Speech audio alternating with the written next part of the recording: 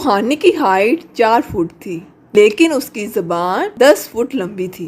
उसके भाई की शादी हुई तो वो अपनी भाभी को बढ़ चढ़ कर बातें सुनाती थी। देवीना अपने कमरे में बैठी हुई थी, इतने में सुहानी वहाँ पे आती है। भाभी, क्या सारी जिंदगी कमरे में बैठी रहोगी? कमरे से बाहर भी कोई दुनिया है कि नहीं?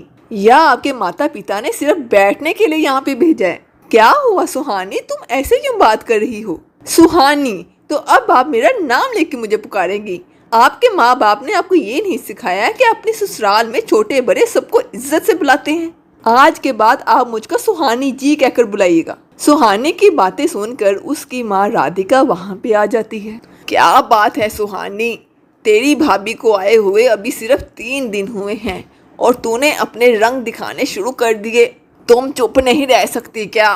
वही तो माँ, 3 दिन की आई बहू के लिए तुम अपनी बेटी को डांट रही हो और इसे कुछ नहीं कह रही हो। आते ही इसने तुम पर जादू कर दिया है। इसे कह दो माँ, ज्यादा चालाक बनने की कोशिश मत करे। क्या मैंने तुम्हें यही सिखाया है कि तू अपनी बड़ी भाभी के बारे में ऐसे बात कर रही है?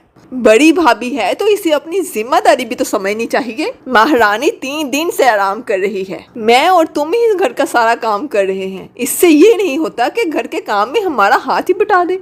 तूने तो कुछ किया भी नहीं सुहानी, जितना हल्ला कर रही है। सुहानी, बताओ क्या करना है, मैं सारे काम कर देती हूँ। अब ये भी मैं तुम्हें बताऊंगी, खुद जाके देखो कि क्या काम है। कान खोलकर सुन लो भाभी, मैं और माँ अब घर का कोई भी काम नहीं करने वाले। सारे काम तुम्हें करने हैं। हम तुम्हें यहाँ पलकों पे बिठा कर रखने के लिए नहीं लाए हैं। तुम इस घर की बड़ी बहू हो तो बड़े होने का फर्ज भी निभाओ। शोर सुनकर सुहानी के पिता कौशल भी वहाँ पे आ गए।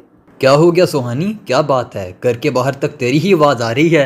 सारे लोग मुझे ही बोल रहे हैं, भाभी को कोई कुछ नहीं बोल रहा। ये तो इस घर की मालकिन बन गई है। बहुत हो गया सुहानी, अब तूने एक शब्द और बोला तो मुझसे बुरा कोई नहीं होगा। सुहानी गुस्से से पैर पटकती वहाँ से चली जाती है और देव देवीना को समझाता है। सुहानी की बात का बुरा ना मानना देवीना, वो घर की छोटी है ना, इसलिए ज्यादा बोलती है। देवीना ने धीरे से कहा, हाँ दिखने में छोटी है लेकिन घाव बड़े बड़े करती है। तुमने कुछ कहा क्या? नहीं, मैं माँ जी के पास जा रही हूँ घर के काम में उनका हाथ बटाने के लिए। ठीक है देवीना। देवीना अपनी सास के पास जाती है और घर के काम काज समझना शुरू कर देती है। कुछ दिनों में वो घर की सारी जिम्मेदारी संभाल लेती है। एक दिन सुहानी सुबह जोर जोर से चिल्लाने लगती है, भाभी भाभी किधर है आप? देवीना दौड़ी दौड़ी आती है। क्या हुआ सुहानी जी? भाभी, तुम्हें एक काम भी ढंग से नहीं करने आता क्या? आज मेरे कॉलेज का एनुअल फंक्शन है और तुमने मेरे कपड़े अभी तक रेडी नहीं किए। तुम्हारा ध्यान कहाँ पे रहता है? अब मैं क्या पहनकर कॉलेज में जाऊँ? अब ये मत कहना कि मेरे कपड़े पहन लो। मैं तुम्हारी तरह गवार नहीं हूँ और ना गवार वाले कपड़े पहनती हूँ। सुहानी, देवीना ने तुम्हारे लिए नए कपड़े खरीदे हैं, तुम एनुअल फंक्शन में उन्हें पहनकर चली जाओ। देव सुहानी को एक सुंदर सी ड्रेस देता है जिसे देखकर वो खुश होती है, लेकिन वो देवीना को थैंक यू तक नहीं बोलती और वहाँ से चली जाती है। इसी तरह दिन बीत रहे थे। देवीना की लंबाई सुहानी से ज्यादा थी। सुहानी इस बात से भी उससे चिढ़ती थी। एक दिन वो अलमारी के ऊपर रखी कुछ किताबों को उतारने की कोशिश कर रही होती है। देवीना वहाँ पर आकर उसकी मदद करने लगती है। तुम्हें मेरे कमरे में आने की क्या जरूरत थी? क्या साबित करना चाहती है कि तुम बहुत अच्छी हो? सुहानी, मैं तो बस तुम्हारी मदद करना चाहती थी। मुझे तुम्हारी मदद नहीं चाहिए। मैं जानती हूँ कि तुम मुझे नीचा दिखाना चाहती हो, खुद को बहुत अच्छा समझती हो और मुझे बेकार समझती हो, जैसे तुम्हें सब कुछ आता है। ये सब क्या बोली जा रही हो सुहानी? देवीना रोती हुई वहाँ से चली जाती है। सुहानी रोज अपनी 10 फुट लंबी जुबान से देवीना का दिल छलनी किया करती थी। सुहानी की इस आदत से उसके घर वाले, पड़ोसी, यहाँ तक के उसके दोस्त भी बहुत परेशान थे। कुछ दिनों बाद घर में कुछ मेहमान आने वाले थे। राधिका सुहानी और देवीना को अपने पास बुलाती है और कहती है, सुहानी और देवीना, घर में तुम्हारे पापा के दोस्त विनोद आने पर आने वाले हैं। देवीना, तुम मेहमानों के लिए खस्ता कचौड़ी, पुलाव, शाही पनीर, दाल मखनी, खीर और मूंग दाल का हलवा बना लेना। और सुहानी, तुम खाना बनाने में देवीना की मदद करना। क्यों? मैं क्यों मदद करूं? भाभी को खाना बनाना नहीं आता क्या? शादी से पहले तो इसके माता पिता ने बड़ी बड़ी बातें की थी कि हमारी बेटी को सब कुछ बनाने आता है। क्या वो सब कुछ झूठ कहा था? मुझे तो पहले से ही शक था। मैं तो जानती हूँ कि इन्हें ये सारे पकवान नहीं बनाने आते, लेकिन फिर भी मैं इनकी मदद बिल्कुल नहीं करूंगी। बस सुहानी, बहुत हो गया।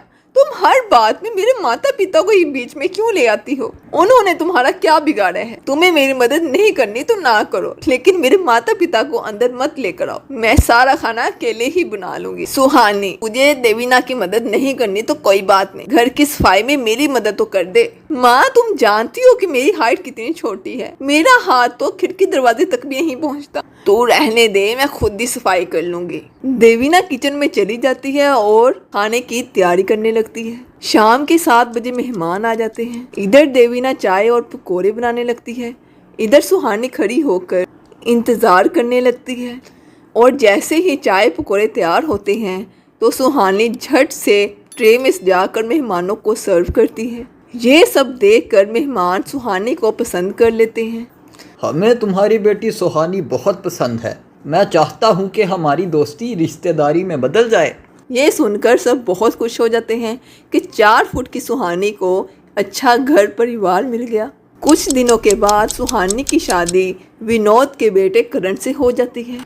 सुहानी के ससुराल जाने के बाद देवीना राहत की सांस लेती है, लेकिन सुहानी अपनी आदत से मजबूर थी। उसने अपने ससुराल में भी अपनी 10 फुट लंबी जुबान चलाना शुरू कर दी। जब उसकी सास ने उसे घर का काम करने को कहा तो उसने उल्टा जवाब दिया, मैं इस घर की नौकर नहीं हूँ जो सारे काम करूँगी, मुझसे नहीं होता काम। आप खाना बनाने के लिए नौकरानी रख लो, मैंने अपने घर में भी काम नहीं किया। अगर आप नौकर नहीं रख सकते तो आप खुद घर के सारे काम कर लो। सुहानी ये सब बोल ही रही थी कि उसके गाल में एक जोर सा तमाचा बजता है।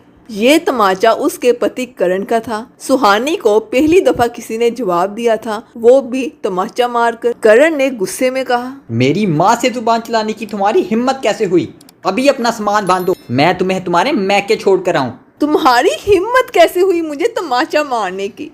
आज तक मेरे घर में मुझ पर किसी ने हाथ नहीं उठाया, इसलिए इतनी बदजुबान हो। सुहानी अपना सामान पैक कर लेती है और करण उसे मायके पहुंचा देता है।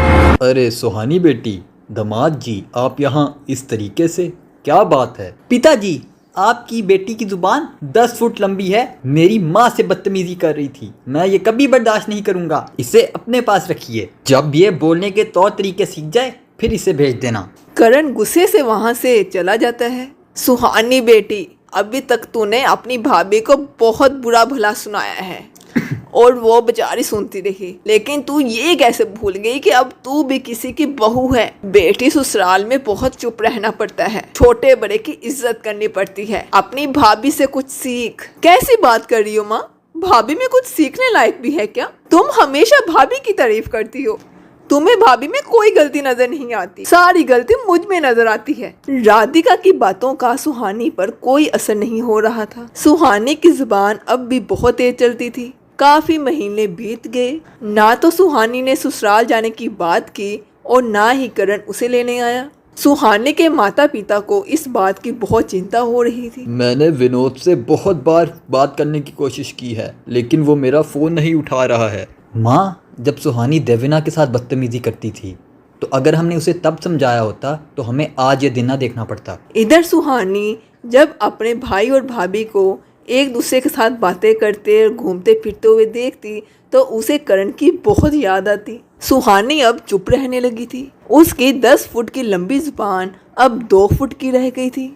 उसने डरते डरते करण को फ़ोन किया, मुझे माफ़ कर दें करण, मुझसे बहुत बड़ी गलती हो गई। अब मैं माँ जी के साथ कभी बदतमीज़ी नहीं करूँगी, सबके साथ अच्छा व्यवहार करूँगी और घर के सारे काम करूँगी। चलो, तुम्हें तुम्हारी गलती का एहसास तो हो गया, आज शाम मैं तुम्हें लेने आऊँगा। सुहानी घर के सब लोगों को ये बात बताती है और अपनी भाभी से भी माफ़ी मांगती है। भाभी, मुझे माफ़ कर दो, मैंने आपके साथ बहुत गलत व्यवहार किया, आपको बहुत बुरा भला सुनाया। कोई बात नहीं सुहानी, अब तुम बदल गई हो, यही बहुत अच्छी बात है। करण के साथ नई जिंदगी की शुरुआत करो। शाम को करण आकर सुहानी को अपने साथ घर ले जाता है और फिर सब कुछ सेट हो जाता है।